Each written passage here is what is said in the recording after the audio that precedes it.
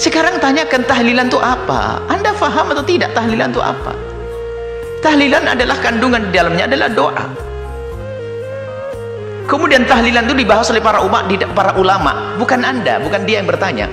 Makanya orang yang mempertanyakan tentang tahlilan itu menunjukkan, mohon maaf, ketidakmengertian dia tentang ilmunya para ulama. Tahlilan itu ada judulnya khusus di dalam bab fikih, bukan tahlilan. Tahlilan itu kelihatannya spesial negeri kita ini. Tahlilan karena ada la ilaha illallah, namanya tahlilan.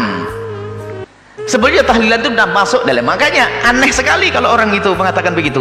Ulama dari masa ke masa membahas masalah ihda'ut thawabi, menghadiahkan pahala kepada orang yang meninggal itu. Kadang disebut tahlilan, kadang ihda'ut thawab. Berarti dia tidak ngerti masalah ihda'ut thawab. Suruh bahas, cari judul ihda'ut thawab, menghadiahkan pahala. Bahkan orang yang sangat diagungkan oleh orang yang anti tahlil, imam mereka memperkenankan dengan terang-terangan, memperkenankan. Berarti dia seolah-olah lebih hebat dari gurunya itu. Dia orang, mohon maaf, dia perlu diobati, dia sakit. Jadi pembahasannya tahlilan bukan begitu, menghadiahkan pahala. Lah ini ada ndak? Bagaimana pendidikan yang diambil dari Nabi? Orang satu amalan tapi pahalanya untuk orang lain, ada ndak contoh dari Nabi? Apakah Nabi mengizinkannya?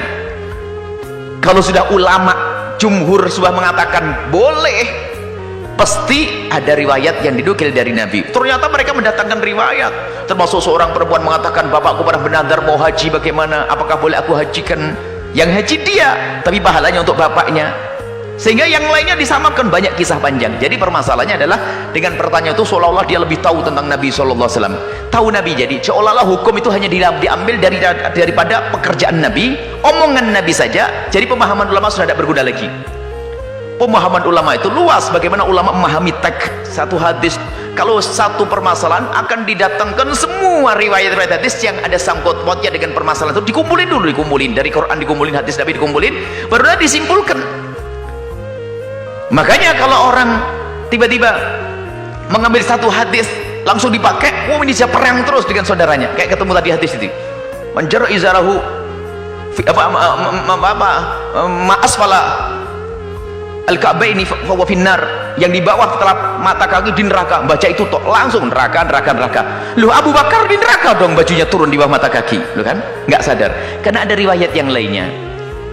Jadi yang diperkenankan itu bukan harus sesuatu yang memang pernah dilakukan Nabi, tapi Nabi secara umum mengizinkan. Coba kalau di dalam tahlilan itu apa sih di dalamnya? Di dalamnya adalah bagaimana biasakanlah kamu itu untuk bisa memberikan sedekah. Sedekah itu pasti diterima. Kemudian berdoa, kemudian kamu pertemukan saudara agar tidak terjadi berantem, berkumpul silaturahim di situ. Kemudian setelah itu ada tausiah di dalamnya. Kemudian ada ihda'ut thawab, menghadiahkan pahala. Mana yang haram? Oh, ini adalah namanya bid'ahnya bukan bid'ah yang ini, tapi ada idhofiyah segala. Ini mulai mengarang lagi. Jadi kayak mencari-cari. Pokoknya kalau tidak masuk neraka nggak boleh. Kalau tidak masuk di sini, jarum di sini. Ini adalah orang sakit yang dia tuh sebetulnya, naudzubillah ya, yang mengatakan anti tahlil dan semuanya, ternyata dia telah berantem dengan gurunya sendiri. Uniknya, sudah begitu seolah menjelekkan itu bid'ah. Sampai saya kemarin ada orang beri kabar, kok masih ada ya orang bahas begitu, kunut katanya bid'ah, ajib, dengan tegasnya. Ada video kecil yang dibagi, ajib, kunut bid'ah. Imam-imam mereka saja sudah mengatakan nggak apa-apa, kok kunut? Ini hanya khilaf di antara madhab. Jadi memang kedangkalan ilmu seseorang. Makanya yang tiba-tiba mengatakan bid'ahnya kunut itu biasanya satu paket yang serta-merta mengatakan bid'ahnya tahlilan ini, dan dia tuh sudah berlawanan dengan guru-guru mereka sendiri. Karena itu bukan ilmu, dia hawa nafsu, dia hawa nafsu. Allahu a'lam bishawab. Jangan dosa dengan hawa nafsu. Jadi tahlilan itu isinya apa? Apakah diajarkan Nabi? Masalah dilakukan di depan Nabi atau tidak? Ini bukan sesuatu harus, sesuatu kebaikan yang ada hari ini tidak harus pernah dilakukan pada zaman Nabi, tapi mungkin Nabi mengisyaratkan, Nabi memerintahkan terang-terangan, atau Nabi mengisyaratkan dalam satu dalil umum, bisa.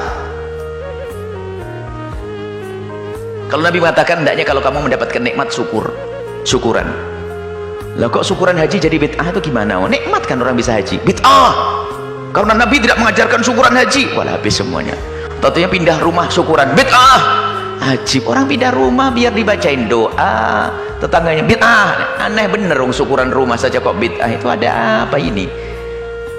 Sudah dicetak lidahnya, lidahnya itu bengkoknya bid'ah begitu. Itu nasib itu orang. Naudzubillah.